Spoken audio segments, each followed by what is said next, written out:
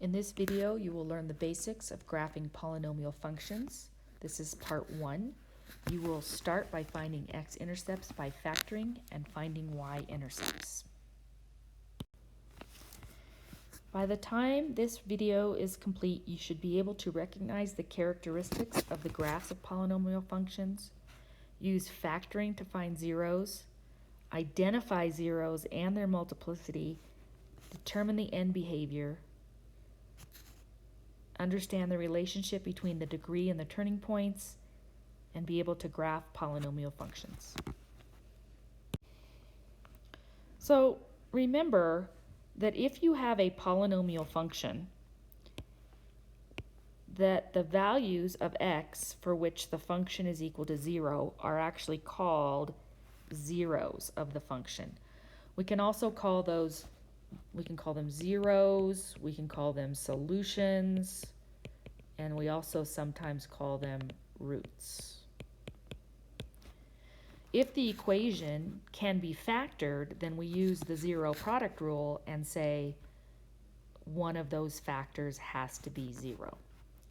So we can use this method to find the x-intercepts because those will be the input values where the output value is 0. So in general, polynomials can be challenging because while we have a quadratic and we know how to factor a quadratic, we don't always know how to factor a polynomial of higher degree. So we're going to limit ourselves to 4 different cases. Polynomials that are already given in factored form, polynomials that can be factored using known methods such as the greatest common factor and trinomial factoring, using the rational roots theorem and synthetic division to find the zeros, and using technology. So let's start with those in factored form, which are the simplest.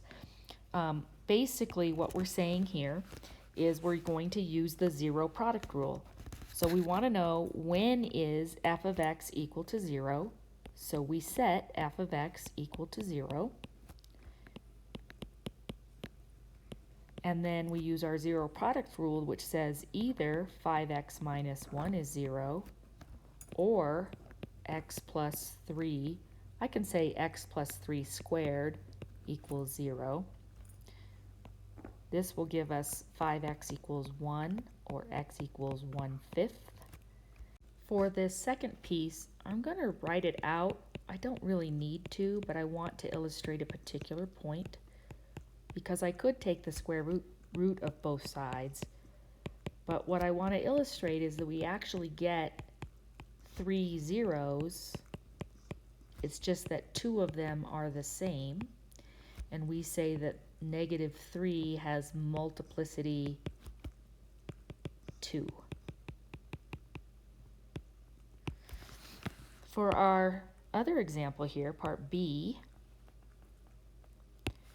we also have, setting it equal to 0, 3 different factors.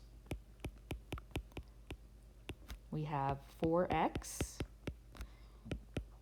which could be 0, x minus 3, which could be 0, and 4x plus 3, which could be 0. Dividing by 4 gives us 0 for the first one. Adding 3 gives us 3 for the second one. And for the third one, we will subtract 3 and then divide by 4 and get -3/4.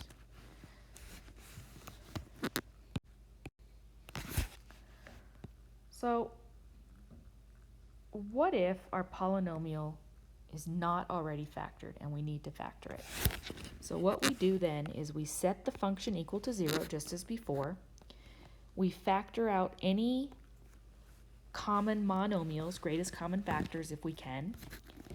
We factor any binomials or trinomials that we can, and then we set each factor equal to 0.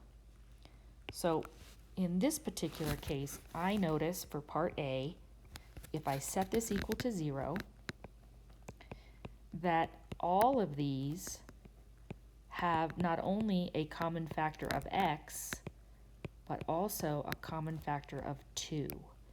So I'm going to factor a 2x out of this, leaving me with x squared minus x minus 12. And then I'm going to factor my trinomial. This factors as x minus 4 and x plus 3. And then at the point now that I was on that other example, where I can say either 2x is 0, x minus 4 is 0, or x plus 3 equals 0, and we'll get three answers, 0, 4, and negative 3. For example B, we notice that we do not have any common factor. I actually noticed that this has a typo and that this should be a plus 5. So let's make sure we fix that. Okay, so we're going to set this equal to 0 because we want to find the zeros.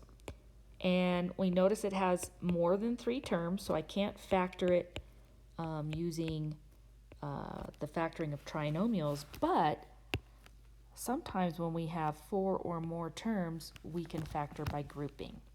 So don't forget to leave your 0 here. I'm going to factor out an x squared.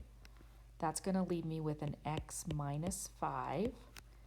And then I'm going to factor a negative 1, also leaving an x minus 5.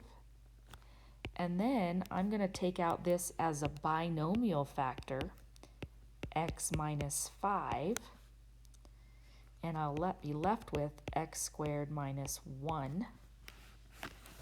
And now that factors a little bit more, x minus 5, x plus 1, and x minus 1, difference of 2 squares. So our solutions here, if we set each factor equal to 0, we'll get x equals 5, x equals negative 1, and x equals 1.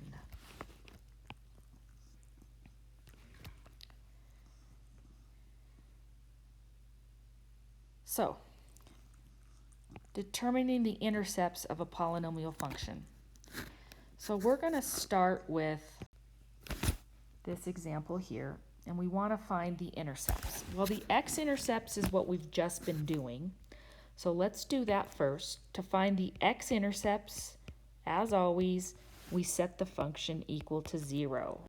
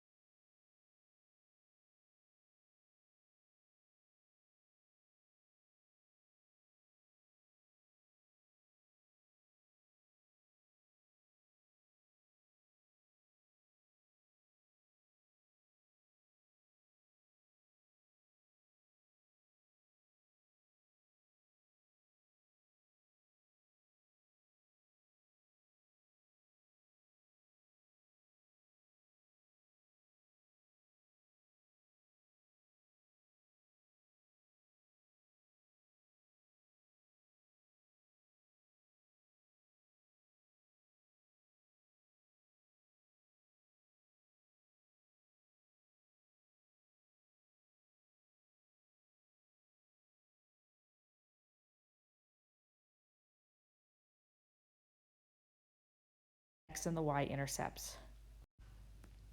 Look for part 2 of this video, where we'll talk about local behavior of polynomial functions, which is determined by multiplicity, and turning points.